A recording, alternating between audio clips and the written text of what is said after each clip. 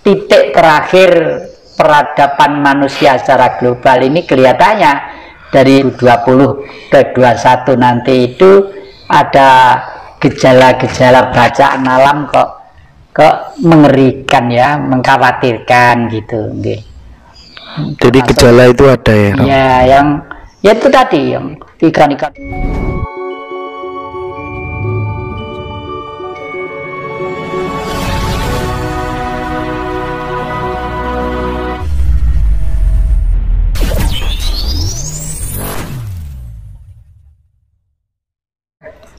Semar itu adalah Adamnya bangsa Nusantara ini.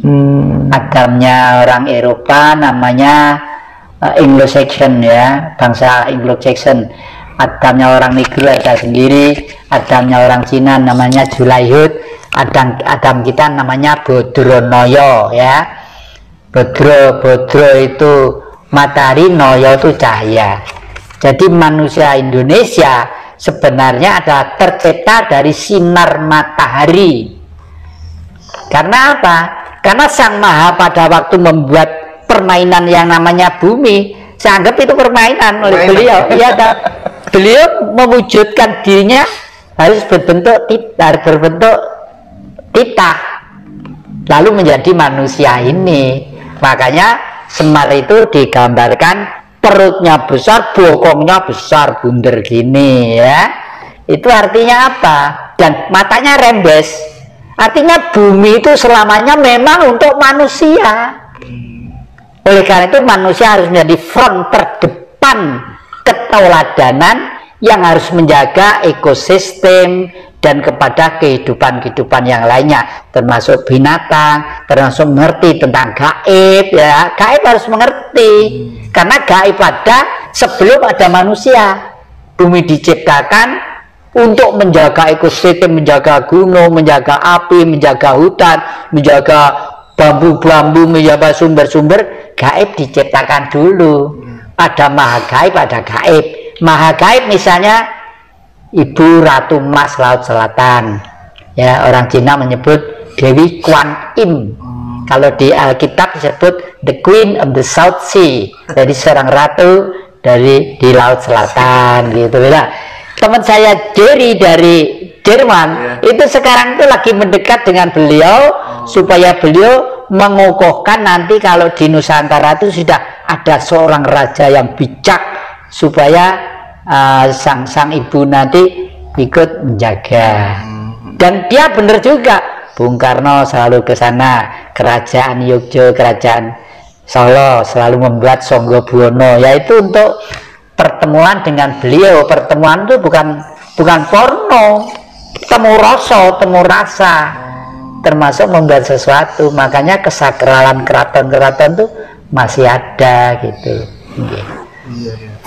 Terus ini yang apa itu namanya? Ada yang tanya, jenengan kan selalu belajar tentang banyak kitab itu dari beberapa atau lintas agama lah barangkali. Bagaimana yang Jatikusumo menyikapi fanatisme di dalam beragama? Begitu orang beragama mulai fanatik, disitulah dia akan gagal mencapai Tuhan. Karena orang masuk agama itu sebenarnya belajar mencari Tuhan. Kalau sekolah ya harus lulus.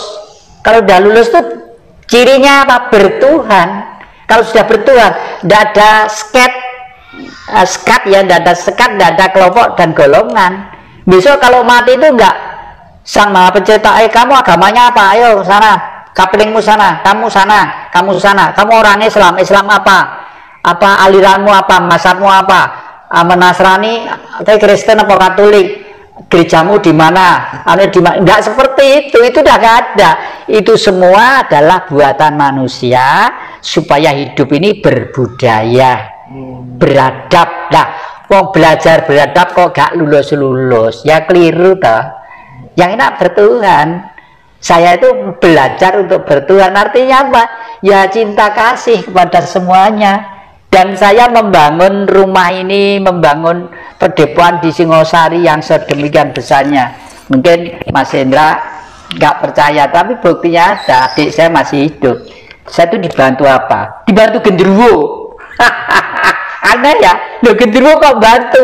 Kalau begitu musyrik sirik ya Romo. Ya terserah nyebut apa terserah, buktine ono kok ya.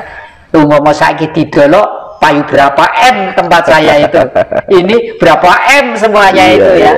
Nah, tapi semuanya tuh enggak sengaja untuk membeli duit dari mana saya ya. Sisa pensiun dipotong kredit itu semua, waduh rumah saku kayak hiperselentenir deh. Iya, luar biasa. Berarti secara eksplisit orang beragama belum tentu dia bertuhan dong? Belum tentu masih berjalan untuk bertuhan ya. Oleh karena itu sudahlah, tapi ya tetap baik, tapi ya itu harapan saya segeralah lulus, karena titik terakhir peradaban manusia secara global ini kelihatannya dari 20 ke 21 nanti itu ada gejala-gejala bacaan alam kok mengerikan ya, mengkhawatirkan gitu.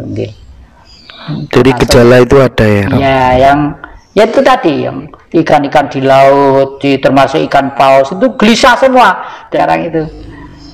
Dan binatang tuh biasanya lebih peka dari manusia tentang alam.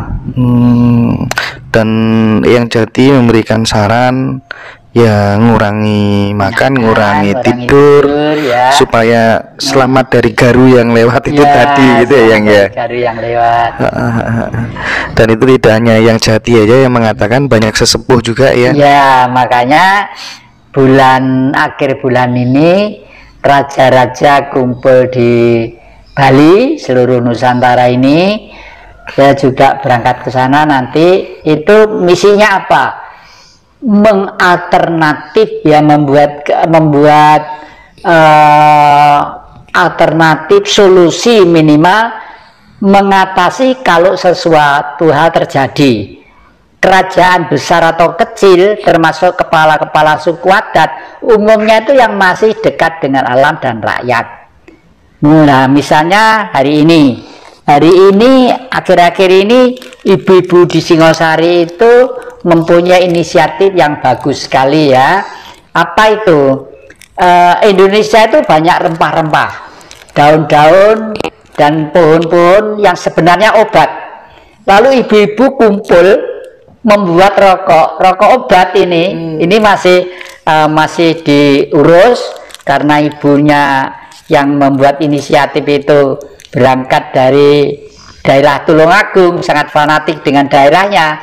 Rencananya itu mereknya itu Baru Klindeng. Ini masih untuk kalangan sendiri, belum boleh dikeluarkan. Dan saya punya sakit jantung, menghisap rokok itu kok enteng gitu rasanya. Saya padahal selamanya tidak merokok, dalang pun semalam tidak merokok. Oh, bapak saya itu keras, kalau saya tahu megang rokok tuh pecut kuda itu tehyer gitu. Dan saya pernah siap mati hanya demi adik-adik saya, tapi saya akui bapak saya itu keras. Cuma kerasnya itu saya kasihan adik saya yang putri-putri itu. Adik saya itu cantik-cantik putri-putri. Kalau adik-adik saya itu dolan itu ndak jelas, ndak karuan, untuk kemana itu pecor iya itu, saya kan kasihan. Suatu saat saya waktu itu masih SMP kelas 2, daripada adik saya SMA kelas 2, daripada adik saya itu dipecutin kayak gitu ya. Bapak itu keras banget, itu saya toplokin badan semua. Baju saya itu saya bilang bapak, tolong bapak, saya dicambuk sampai saya mati Pak. Pokok adik saya jangan, saya cinta pada adik-adik saya itu putra bapak itu. Sejak itu bapak menjadi sabar, padahal bapak itu seorang pejuang yang keras, seorang pejuang yang pernah menghimpun kekuatan desa untuk melawan Belanda pada waktu itu. Hidupnya selalu mendapat fitnah, selalu mendapat olok-olok, sampai pernah ngamen ke sana kemari untuk menghidupi anak-anaknya. Maaf Mas, saya itu orang Gembeng. Setelah gede ini ya mudah-mudahan adik-adik saya, saudara-saudara saya, siapa saja di mana saja, itu terutama generasi muda lah, adik kelihatannya kok satu kandung ya, generasi muda ini betul-betul belajarlah dengan apa yang saya sarankan di depan tadi itu. Masa depan ini akan lebih sulit karena persaingan kita sudah dunia kelasnya. Ya. Yang tentang misteri hilangnya kerajaan Majapahit, tanggapannya bagaimana? Bagaimana? Tentang misteri hilangnya kerajaan Majapahit. Ya, Majapahit itu hilangnya itu kalau menurut hemat saya karena alam ya. Satu, yang kedua karena dialektika pemikiran manusia dan hukum alam. Hukum alam itu apa? Hitungan zaman itu sudah jelas, hari ada 7 bulan, 7 bulan. Wong Jawa nyebut pitonan. Ada pitung tahun windu, ada 70 tahun rata-rata umurnya manusia. Ada 700 tahun, mau tidak mau harus ganti zaman. Ya, mau tidak mau harus ganti zaman. Majapahit pun sadar tahun 100 tahun itu sekitar 1400 berapa itu ya, Majapahit terakhir itu ya, mau tidak mau zaman memang harus ganti ke zaman modern ini. Makanya dan Bung Karno sebenarnya sudah menggantikan bangsa ini menjadi bentuk kerajaan, meskipun namanya presidentil ya, presiden yang memimpin presiden, tapi punya perdana menteri. Nah, inilah yang tidak dikehendaki oleh Barat. Belum ada perdana menteri, Juanda, ada perdana menteri ini, menteri inilah. Karena apa? Karena kalau perdana menteri yang melaksanakan dinamika politik salah, hak veto dari presiden itu ada. Kalau sekarang ini tidak ada. Presiden memberi veto dianggap menentang haknya rakyat, hak asasi manusia dan lain sebagainya. Itu kan kacau itu. Ya untung kemarin itu ada peristiwa itu, TNI dan ABRI itu sikapnya tegas ya, mengabdi kepada keutuhan NKRI. Jadi cepat tanggap dan mengambil tindakan preventif sebelum menjadi puing-puing di